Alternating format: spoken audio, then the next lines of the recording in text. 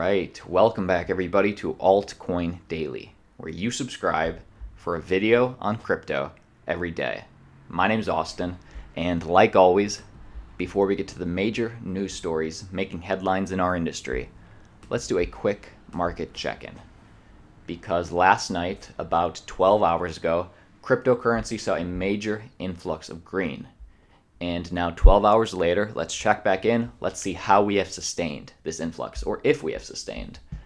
Because right now the total market cap sits at 136 billion. Right before the influx, it was sitting at around 131. We rallied as high as 139, I believe. So while we are down about 2 or 3 billion, just a healthy leveling off. We've sustained the majority of the influx, which is nice to see. And it's just 2-3 billion. What's 2-3 billion among friends?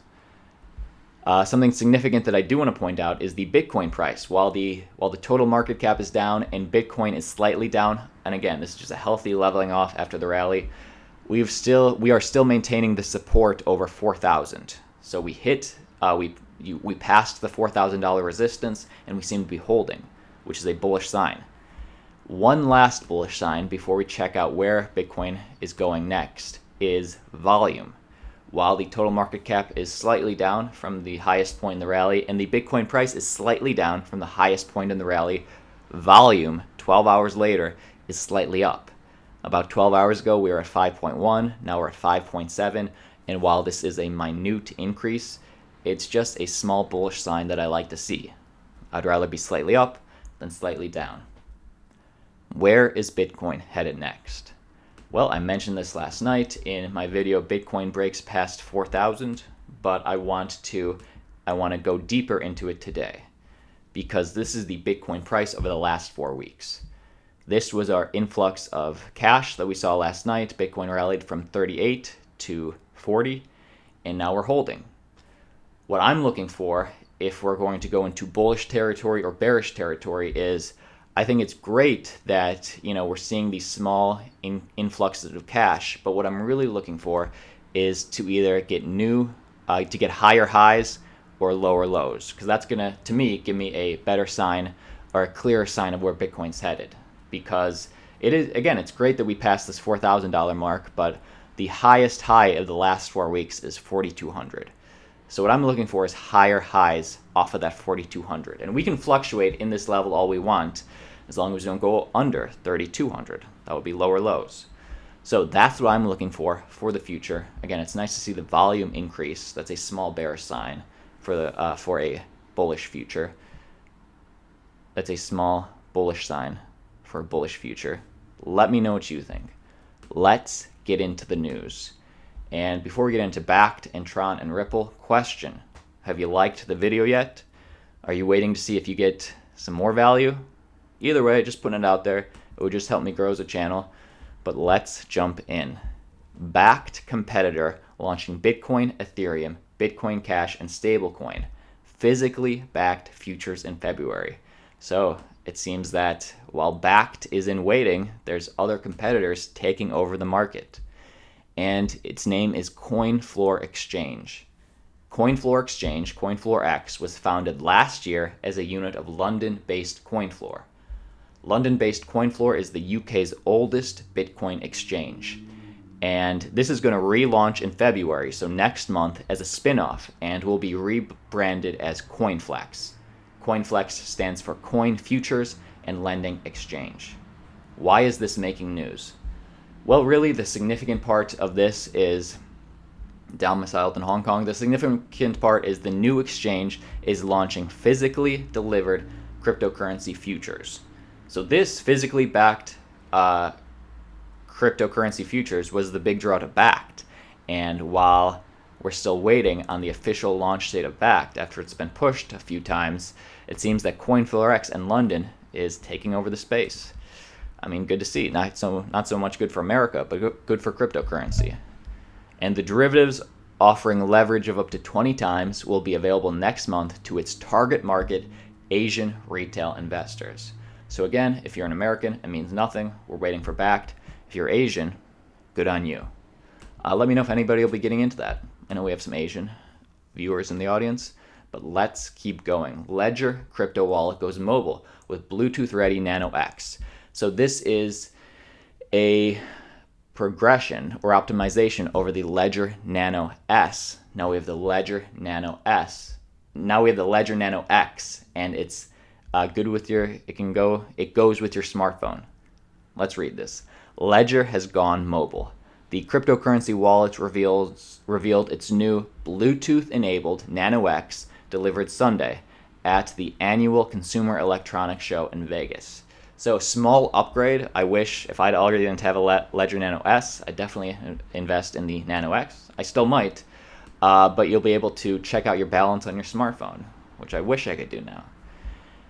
There's more to the new device as well. It has a slightly bigger screen, for example. With such a tiny screen, every extra pixel helps with usability. And if you are looking for another wallet, if you're trying to pick this up, essentially, I have no clue why you wouldn't go with the Nano X over the Nano S. Same thing, only this one can get on your mobile unit. But if you're looking to pick it up, the Ledger Live mobile app will be available in Google Play Store and iTunes on January 16th. Coming up. I like it. Have you seen this live stream from the Tron Foundation? It was 25 minutes and sort of went under the radar, but I want to sum it up for you now. That's what we do on this channel. The top headlines of the cryptocurrencies and altcoin market, we will sum it up every day on this channel. So make sure you subscribe. But this was a 25-minute little Q&A, little live stream, some valuable information. Honestly, the biggest stories that Justin Sun, the CEO of Tron, covered was BitTorrent. As you know, Tron Foundation bought BitTorrent a couple months ago, and now they just announced the BitTorrent token, BTT, is going to be launched. And Justin Sun answered some questions on that. So let me quickly sum it up for you. Justin Sun, CEO and founder of the Tron Foundation, spoke about the utility of the BitTorrent token BTT during a recent live stream. Also, the CEO spoke about the projects that claim to provide the same solution as Tron, and this is the significant part, the difference between the projects. So let's go over that and the difference between Tron and BitTorrent, because BitTorrent is being launched off the Tron network, but how is BitTorrent token different than the Tron token?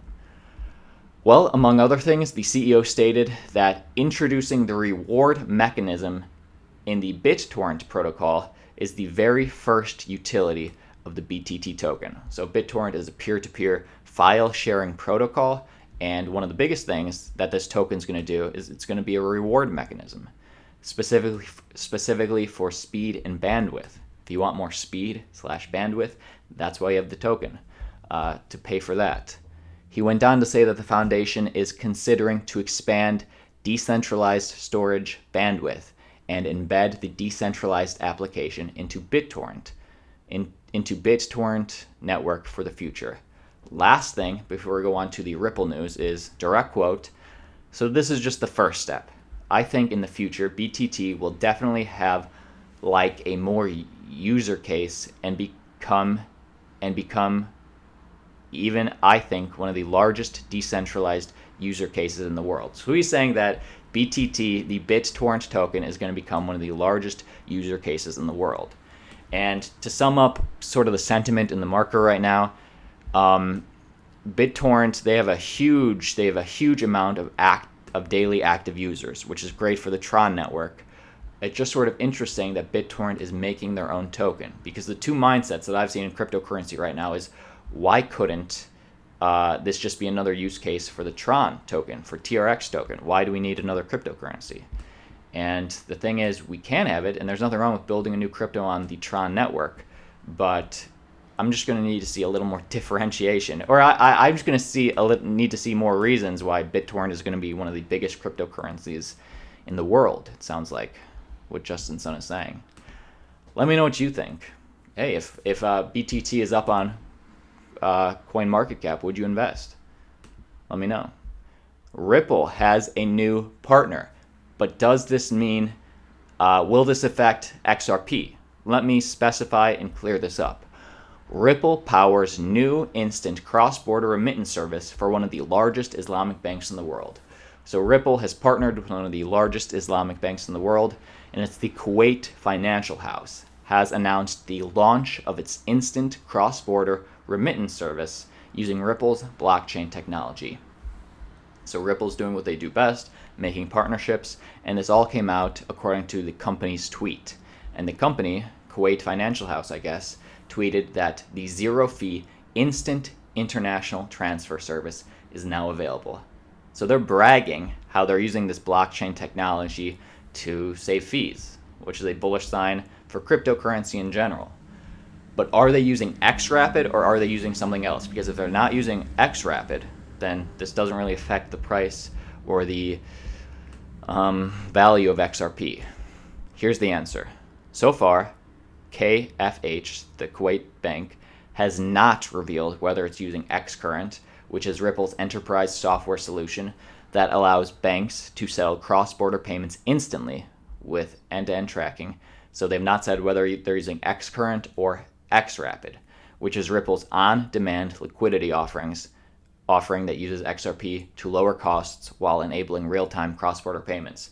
So they all solve Kuwait's problem, but one would use XRP, one wouldn't. I'm waiting to see, but even if they're not using XRP yet, Ripple's strategy is just to get everybody on their software and then slowly get everybody on XRapid and XRP. So we'll see. Sort of bullish news for the market in an indirect way.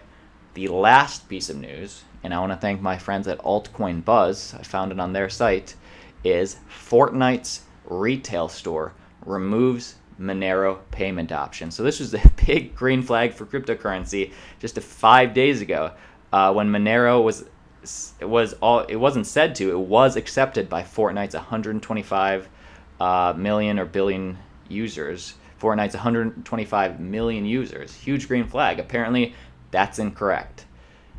I'll leave this article, I'll leave all these articles for you to check out, but this all stems from a tweet from Tim Sweeney, who is the CEO of Epic Games, I believe. Yes, Epic Games. And he says, this was a few days ago, I think yesterday, actually, Fortnite's brief foray into crypto was accidental. We worked with a partner to open a merchandise store, and somewhere along the way, Monero payment was enabled. I guess this was an accident. I guess Fortnite will not be offering cryptocurrency payments. Bummer. I mean, they should have just kept it on, in my opinion. Is it going to hurt them? I don't know. Let me know what you think. Guys, I appreciate every single one of you that checked in today. My name's Austin. This was our video for today. I'll see you tomorrow.